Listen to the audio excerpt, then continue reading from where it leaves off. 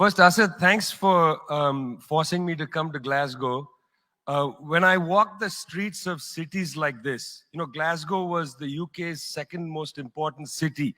Beautiful buildings, beautiful streets, a gorgeous city, When I see cities like this, I think also about the other side of it.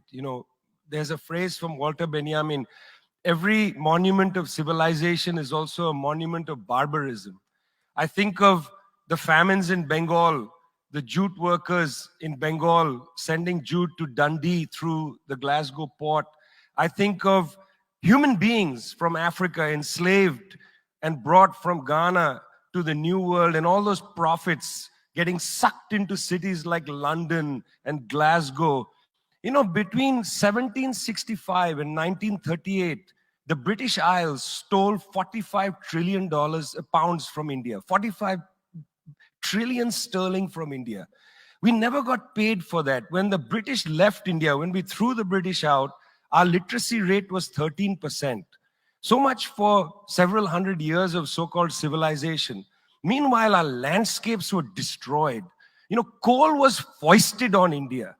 You foisted coal on us. You were the ones that came and made us coal dependent.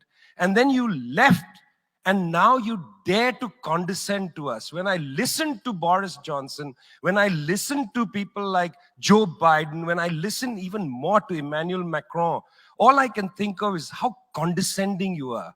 You condescended to us 400 years ago. You condescended to us 300 years ago. You condescended to us 200 years ago. You condescended to us 100 years ago. You're condescending to us today. You only know condescension because for you, colonialism isn't something that happened in the past and we defeated you. It's not that. For you, colonialism is a permanent condition. And that permanent condition happens in two ways. There's the permanent condition of the colonial mentality. You want to lecture us. You want to tell us that we are responsible for all the problems because you'll never accept that you're the one principally to blame. You signed the Rio Formula in 1992 on common and differentiated responsibilities. You like the common part. You like the common part. You like to say we're all in this together and so on. We're not in this together.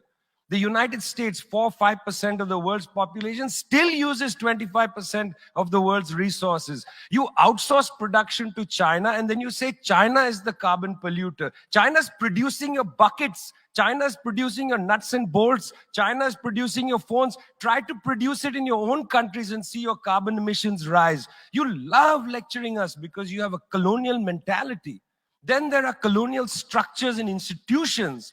You lend us money, and every time you lend us money, which is our money, every time the International Monetary Fund comes to our societies and they tell us, here's the money we are giving you. No, it's our money. You give us our money back as debt, and then you lecture us about how we should live.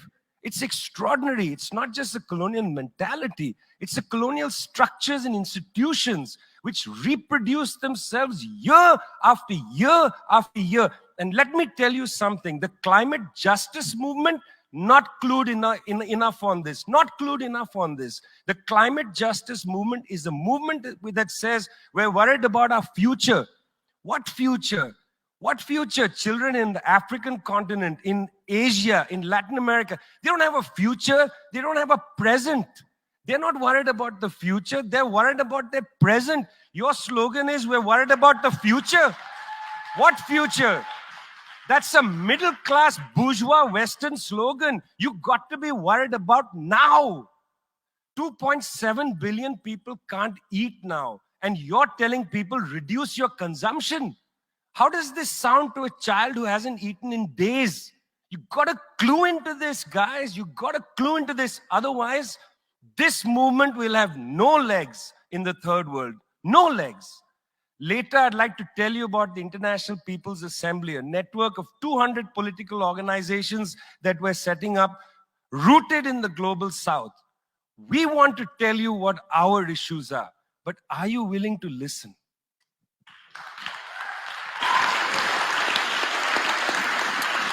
Thank you, Vijay.